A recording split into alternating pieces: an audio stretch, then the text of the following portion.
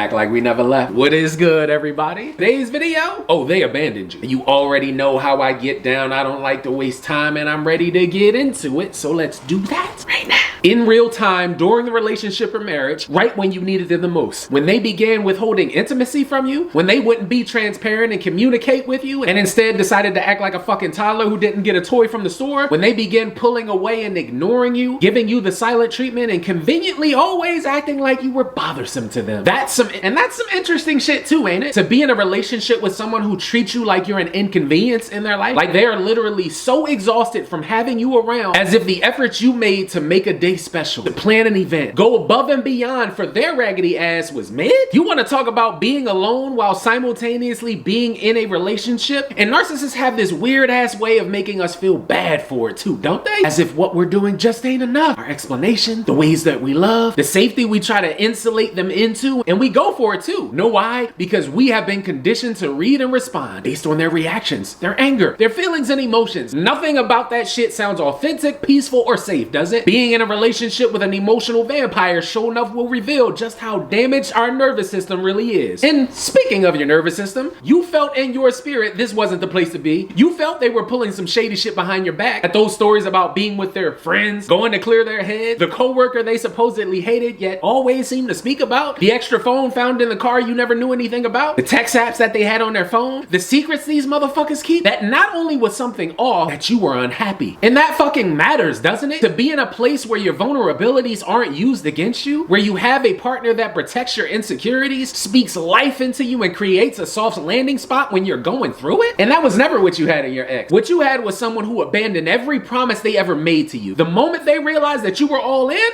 the moment you were committed, began loving them, when y'all had kids, got married, started sharing assets, and moved in together, this was all a plan to defraud you of your sanity, play with your emotions, and make promises they know good and damn well they raggedy ass could never fucking deliver on. And that just isn't diabolical work. It's a fucking disgrace of a human being who is miserable in their own lives, has zero shame about trying to destroy yours, but also is a pathetic excuse for a partner. So this shit wasn't a loss. This was alignment. The breakup isn't what you're grieving. Nah, it's the made up ass version we create in our own minds on hope and potential type shit. And I say all that to say this. Now that you learned your lesson, don't you ever fucking do that shit again. As always, thank you to every single one of you for tuning in and checking out this video today. If you're new to the channel, become official to the squad. Hit that subscribe button and that bell notification down bottom. Become an official part of a team that will always push you towards personal greatness. I'll be back soon with another new video. But in the meantime, have an amazing day. Stay strong and stay inspired. And as always, until I see you guys next time,